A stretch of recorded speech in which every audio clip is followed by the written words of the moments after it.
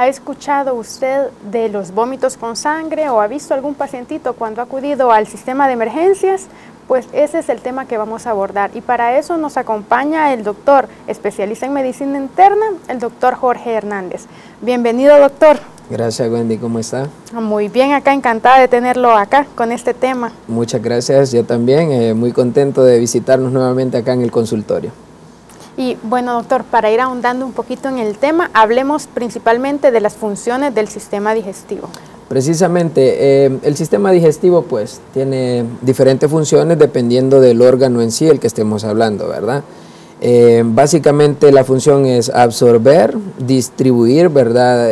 Nutrientes y también los desechos. Eso prácticamente a grosso modo es como las funciones que va a tener nuestro sistema digestivo. Así es. Y una de las funciones no es sangrar. Exactamente. Entonces, ¿a qué llamamos la hemorragia digestiva? Cuando hablamos de hemorragia digestiva o sangrado digestivo, estamos hablando pues de una lesión que se ocasiona a través de todo el sistema gastrointestinal que va a ocasionar o va a originar un sangramiento, ¿verdad? Precisamente eso es lo que estamos hablando.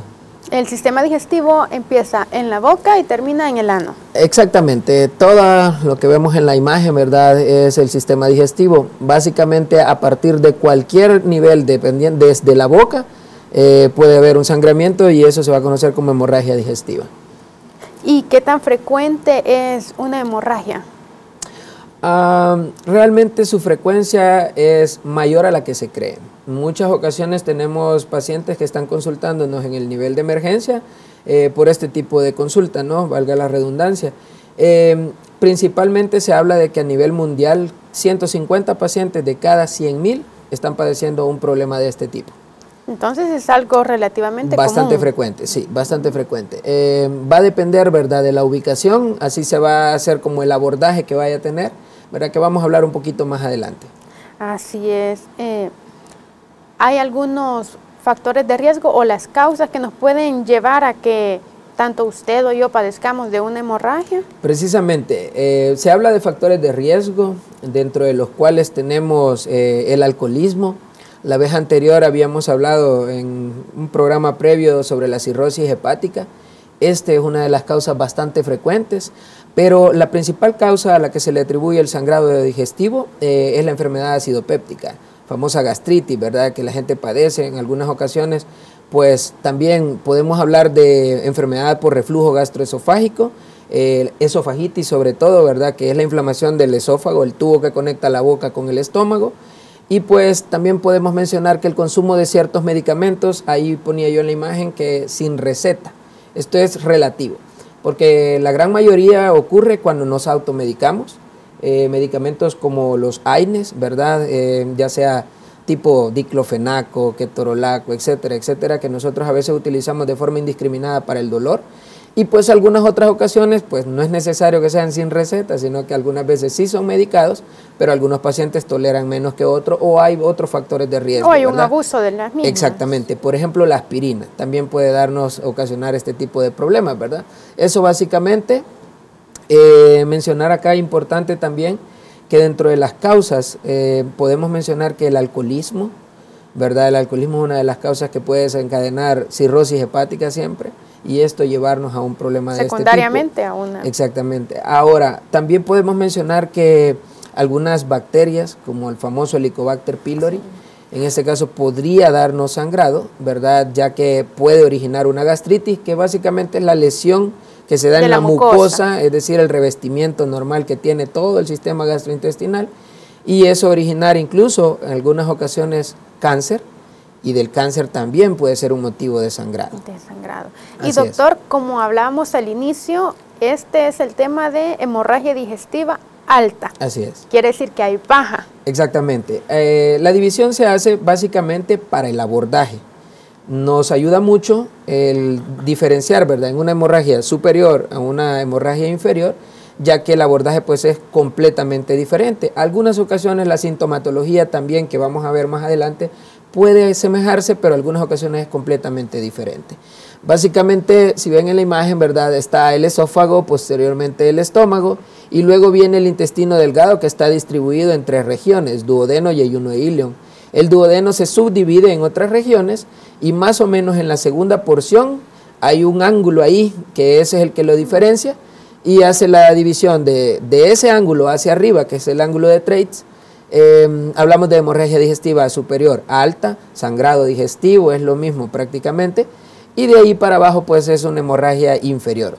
Básicamente ahorita vamos a hablar de la hemorragia alta.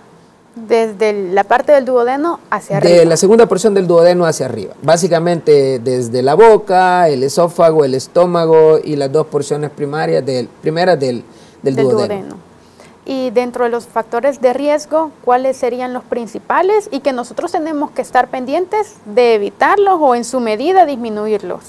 Como habíamos mencionado las causas, también ahí podemos ahondar, ¿verdad?, un poco más en respecto a los factores de riesgo, y pues básicamente es, como decíamos anteriormente, el no medicarse, ¿verdad?, el consumo pues no indiscriminado de bebidas alcohólicas, ¿verdad? Aquí hay algo importante, que es un chequeo que uno debería de hacerse frecuentemente. Hoy en día se sabe que, por ejemplo, la cirrosis hepática no es causa únicamente del alcoholismo, sino que también de las enfermedades secundarias como la diabetes mellitus, que pues podría originarlo, y un chequeo adecuado pues también nos ayuda a disminuir este problema. Así es.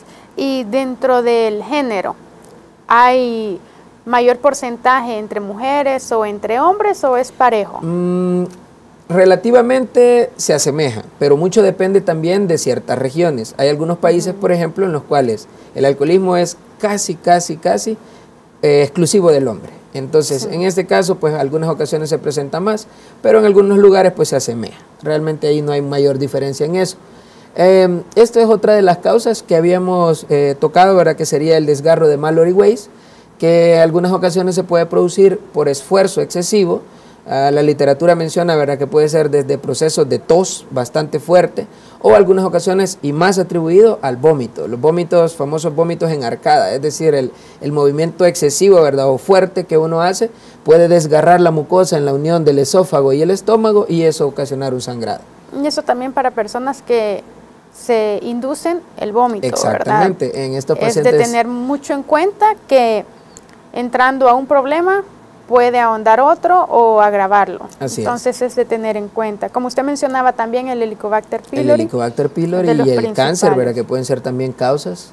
Las varices esofágicas o gástricas, que pues son un engrosamiento de las venas, ¿verdad?, que son como una circulación alterna, sobre todo en los pacientes que tienen cirrosis, ¿verdad?, que eso lleva a un proceso que se llama hipertensión portal, pero pues eso ya lo abordamos en otro momento. Así es. Como usted mencionaba, los factores de riesgo a la cabeza, el alcoholismo. El alcoholismo, la enfermedad por reflujo, como habíamos dicho anteriormente, ¿verdad? El uso de AINES o antiinflamatorios no esteroideos, que ahí van todos los que habíamos mencionado previamente. Para el dolor. Así es. Dentro de los síntomas que podemos observar nosotros y catalogar si los poseemos, ¿cuáles serían? Bueno, los síntomas son variados. Realmente acá podemos hablar de que desde vómitos con sangre, como la introducción que usted hizo, doctora, que en eso pues puede haber una gama de diferencias, desde un sangrado franco, ¿verdad?, o sea, notar sangre puede salir, digamos, en el vómito, pueden ser, digamos, vómito oscuro, ¿verdad?, con algunas estrías de sangre precisamente, y en algunas ocasiones la sangre, cuando va parcialmente digerida al haber estado en contacto con el jugo gástrico, que sale un color como café oscuro o negro, incluso muy semejante al pozol de café, que es bastante frecuente, ¿verdad?, que nosotros ocupamos el término. De los signos característicos. Exactamente. Hablamos de heces oscuras o alquitranadas, se llaman melenas. Estas tienen un olor bastante fétido, ¿verdad?, característico, un olor feo, ¿verdad?, desagradable. Sangramiento rectal, que esos son casos ya, digamos, o que es un sangrado digestivo inferior, o que puede ser un sangrado alto, ¿verdad?, o superior, pero que sea demasiado abundante, tanto que parcialmente se digiere y otra parte pues puede salir como tal, ¿verdad?, con sangre sin digerirse. En estos casos ya hablamos ya de problemas ya más serios, porque que una persona sangre tanto que hasta incluso salga en las heces la sangre roja, ¿verdad?, rutilante, como nosotros llamamos, es la sangre viva, ¿verdad?, brillante. En esas ocasiones pues ya hablamos de problemas muy delicados. En esos pacientes casi siempre llegan muy mal al centro de emergencia, ¿verdad? Y en algunas ocasiones pues se puede presentar con dolor abdominal, sobre todo como ven en la imagen, ¿verdad? Cuando algunas veces se presenta por una gastritis, por ejemplo, ¿verdad? Básicamente los síntomas van a depender de la región, del tiempo, ¿verdad? Y de las condiciones del paciente. Claro, así es. Entonces es importante aclarar que ya sea vomitar sangre o poder observar heces con sangre o sangre digerida, no es normal y tenemos que consultar de inmediato. Precisamente, acá hay algo importante porque decía en la pregunta, ¿verdad? Es siempre fácil de diagnosticarse, algunas veces no, porque puede ser un sangrado oculto. Es decir, hay pacientes que consultan pues porque han sentido decaimiento, porque de pronto se sienten pues ya no con tanto ánimo. Algunas ocasiones tenemos pacientes que algunas veces nos dicen, doctor, fíjese que yo vengo porque mi familia me nota pálido, yo me he sentido un poco diferente, y realmente al investigar tiene la hemoglobina baja, es decir, tiene anemia. ¿Hay un sangrado de seguro? Exacto, la causa no la conocemos, en ese momento se inicia el estudio, y muchas ocasiones lo que pasa es que está perdiendo sangre de forma paulatina, de forma escasa, ¿verdad? Que poco a poco van ya llevando a un problema mayor, entonces puede presentarse de forma diferente. Entonces eso ya se conoce como sangrado oculto, y ahí es donde hay que ahondar un poquito más, pero eso ya es terminología médica que ahorita pues no la vamos a ahondar. Así es. Vamos a un corte y al regresar vamos a conocer cómo se puede diagnosticar un caso de hemorragia digestiva.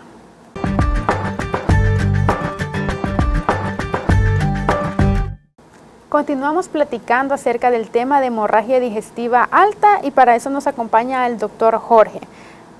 Doctor, estábamos hablando del sangrado y de los síntomas. Como usted mencionaba, no siempre va a ser evidente. Así es, eso es importante porque en algunas ocasiones, ¿verdad? Hay pacientes que consultan, nosotros les damos el diagnóstico, decimos su problema pues es un sangrado, ¿verdad? La etiología pues o la causa puede ser variada, pero en algunas ocasiones cuando les decimos al paciente dice, pero yo no he visto que haya sangrado, no he vomitado sangre, ¿verdad? No he tenido ninguno de estos síntomas, ¿verdad? Entonces en esos casos pues se habla de un sangrado oculto, como mencionábamos, y pues ahí muchas veces la presentación pues puede ser diferente.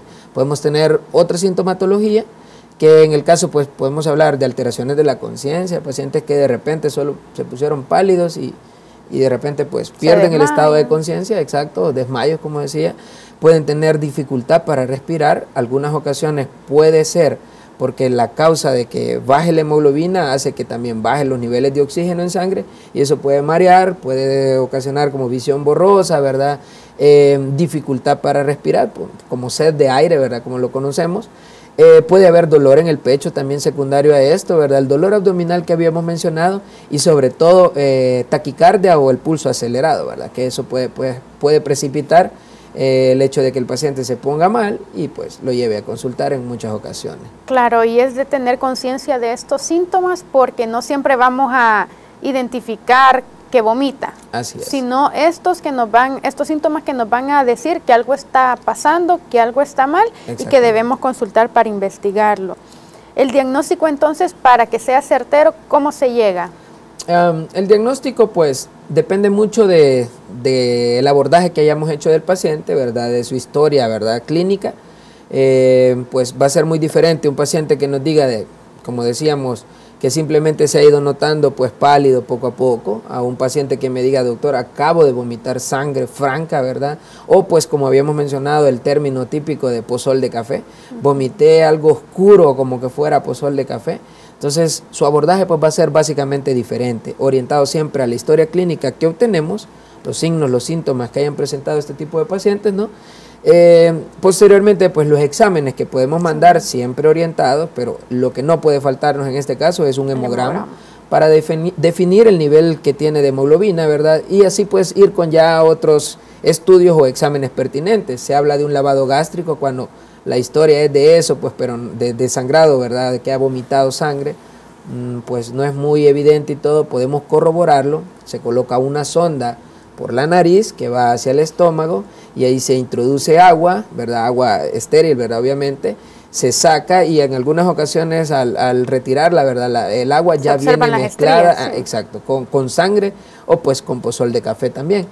Dependiendo de esto también el estudio que principalmente se hace es la endoscopía, ¿verdad? Si esto pues no es concluyente, algunas ocasiones podemos hacer uso de estudios de imagen, ¿verdad? Que pues ya son casos ya más detallados. Y algunas ocasiones incluso cirugía exploratoria, es decir, hay pacientes que se le hace la endoscopía, que ya vamos a hablar un poquito de ella, se hace el estudio endoscópico siempre, pues, pero que es inferior, ¿verdad? Una colonoscopía. Y básicamente no logramos obtener... No se observa exactamente. la fuente y del sangrado. El sangrado es activo porque el paciente se sigue transfundiendo, ¿verdad? Sangre, el paciente sigue anémico y no sabemos la causa. Algunas ocasiones puede ser necesario incluso intervenir de forma quirúrgica para ir a evaluar el cirujano, ¿verdad?, dónde está el nivel del sangrado. Hablar un poquito de la endoscopía. El endoscopio es un tubo, ¿verdad?, especializado que lleva una cámara que permite hacer incluso algunas maniobras como tirar agua para limpiar, ¿verdad? Algunas veces, pues por los restos de comida y todo, algunas ocasiones no puede ser visible algunas áreas, puede incluso usar como un cauterio, algo que va a quemar, ¿verdad?, las lesiones. Sí, el sangrado es dependiendo leve. de las lesiones que puedan encontrarse, exactamente. Pueden inyectarse medicamentos, algunas ocasiones como adrenalina, por ejemplo. Pues este endoscopio básicamente nos ayuda porque, como habíamos mencionado, tiene una cámara que nos permite ir visualizando desde la boca, ¿verdad?, la entrada, a través de todo el esófago, llegar hasta el estómago, ¿verdad?, y posteriormente incluso puede abordarse hasta el duodeno. Por eso la división de superior e inferior, porque en algunas ocasiones el endoscopio es su longitud, ¿verdad? No es que con el endoscopio vamos a llegar hasta ver el colon, ¿verdad?, que es la parte más lejana, ¿verdad? Entonces ahí ya el abordaje es mejor al revés, es por una colonoscopía, exactamente. Así es. Doctor, entonces si yo tengo a un familiar o un pacientito que evidentemente tiene diagnóstico de hemorragia digestiva alta, ¿lo puedo tratar en casa? Definitivamente no. No es algo que se pueda tratar en casa. Algunas ocasiones sucede que hay pacientes, por ejemplo, que ya son conocidos. Digamos, me consultan, por ejemplo, doctor, fíjese que mi paciente, ¿verdad?, mi familiar, él ya padece de gastritis, por decirle algo, y pues ya hemos consultado en otras ocasiones, me le han dejado este tratamiento y ahora decidí dárselo mejor en la casa, pero se me puso más mal. Entonces decidí traerlo. Eso es un error que muchas veces se comete porque el tiempo es oro, pues. Algunas ocasiones perdemos tiempo valioso en el cual se pudo haber implementado una medida dirigida que pudiera haber contrarrestado el sangrado y a veces ya llegan ya más delicados, por decir algo. Por ejemplo, no es lo mismo un paciente que me llegue que pues de lo normal, que más o menos la hemoglobina anda entre 12, 14, ¿verdad?, gramos por decilitro, a que me llegue, por ejemplo, con 10, o es muy diferente a que me llegue con 6, 5, 4 de hemoglobina. Ya necesitan una transfusión exactamente, inmediata. Porque antes de hacerle la endoscopía, primero tengo que transfundirlo. Si este paciente está inestable, pues hace más difícil el proceso. Entonces, lo ideal, pues, no tratarlo en casa. Siempre, si hay un problema de estos evidente, hay que consultar lo antes posible. Así es, y no dejar de lado los chequeos también. Exactamente, sobre todo como por mencionábamos, pacientes que ya son conocidos por un problema particular, ¿verdad?, que deberían de estar acudiendo a sus controles. Así es tan importante esto porque no son temas o enfermedades que podamos dejar pasar, no es una gripe. Exactamente, no es algo fácil, ¿verdad?, es algo que en muchas ocasiones, pues el tratamiento es un poquito dirigido, sobre todo a la causa. Estamos hablando de que el tratamiento se basa sobre todo en la historia que hayamos hecho del paciente, es algo individualizado. No podemos decir el tratamiento es este medicamento como tal, ¿verdad?, sino que va a depender de la causa, sobre todo del estado del paciente, de las enfermedades que éste tenga, ¿verdad?, porque en algunas ocasiones incluso el tratamiento que se puede usar se debe de corregir en base a las enfermedades que ya tenga nuestro paciente. Exactamente. Y sobre todo, pues, como habíamos mencionado, al nivel de hemoglobina, lo que encontramos en los estudios, en la endoscopía, si fue el caso, ¿verdad?, que se realizó. Y pues así no podemos mencionar un medicamento específico, sobre todo sabemos que aquí no queremos, en el consultorio no queremos hablar de un medicamento para que la gente se automedique. Lo que queremos promover es que sean responsables, ¿verdad? Y que consulten a tiempo, cuando se deba.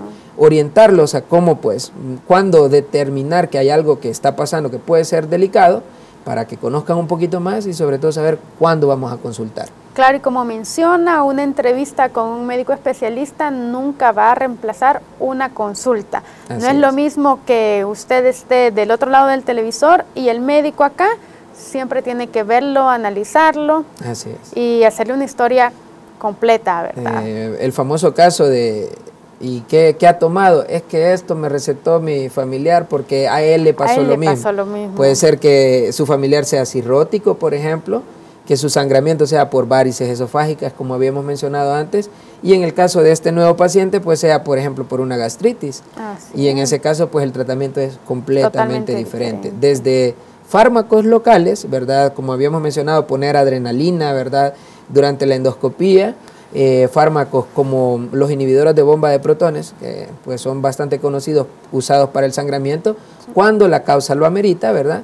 El famoso omeprazol, esomeprazol, ¿verdad? Y todo este tipo de medicamentos. Y ya tratamientos, como habíamos mencionado, que pueden ser ya meramente quirúrgicos o dependiendo de la causa. Claro, y no va a ser el mismo tratamiento porque no todos están con una enfermedad ya establecida. Hay unos que ya toman medicamentos como la aspirina, que puede ser hasta cierto punto un factor de riesgo para el sangrado, ¿verdad? Entonces siempre le hacemos la invitación a que usted no se automedique, que siempre consulte a un médico. Y doctor, para ir finalizando, ¿qué tenemos que evitar para que no lleguemos a la consulta de emergencia o llamarle, doctor, aquí estoy vomitando sangre, como bien el programa? Pues básicamente es tratar de evitar estas enfermedades que nos van a llevar a esto. El hecho de no automedicarnos es muy importante, ¿verdad? Porque es algo que pasa muy frecuentemente, ¿verdad? Lastimosamente en las farmacias venden cualquier cosa que uno pues algunas ocasiones llega a pedir y sin receta alguna, ¿verdad? Simplemente porque me dijo mi cuñado, me dijo mi amigo. Oye, vino un paciente y esto tenía. Exacto. Y esto le vendimos. Entonces, estas pastillas me quedaron de la otra vez que ya tuve algo parecido, entonces esto te va a ayudar. Eso es algo que debemos de evitar, sobre todo eso. Seguir nuestros controles, como decimos, ¿verdad? Sobre todo si ya tenemos algún problema de este tipo. Tener pues una dieta adecuada para tratar de prevenir este problema como es diabetes mellitus, como habíamos mencionado anteriormente, que a la larga también nos puede desencadenar un problema de cirrosis hepática y eso llevarnos a varices esofágicas que nos pueden ocasionar un sangrado. Asimismo, evitar el consumo de alcohol. Yo no había mencionado eso, claro, doctora, pero es un factor muy importante, sobre todo las medidas, ¿verdad? Algunas ocasiones, pues hay estudios que mencionan que el alcohol no es del todo dañino, pero siempre, ¿verdad? En letra grande, lo importante es la cantidad, ¿verdad? No es un consumo que debe de ser diario, ¿verdad? Y tampoco una cantidad, pues, que sobrepase los límites. Más que todo sosteniendo eso, evitando problemas hepáticos, ¿verdad? Y, pues, básicamente lo mismo. Así es. Bueno, doctor, le agradezco mucho que haya venido y a hablarnos de este tema tan importante. Esperamos verlo de nuevo. Gracias, doctora, a la orden, estamos a la orden.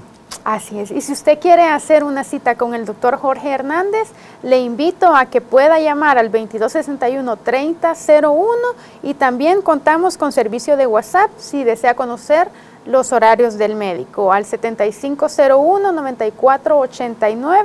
Asimismo, le invito a que nos siga en redes sociales, tanto en Facebook como Instagram. Nos puede buscar como Centro Clínico Escalón. Le invito a que siga en sintonía de TVX y nos pueda observar en los siguientes programas, ya que pasan los lunes, miércoles y viernes a las 8 de la mañana y su retransmisión es a las 5. Si usted quiere volver a ver este programa, nos puede buscar en YouTube, en el canal de TVX y con gusto le podemos resolver las dudas. Ha sido todo por el programa de hoy. Nos vemos en el siguiente.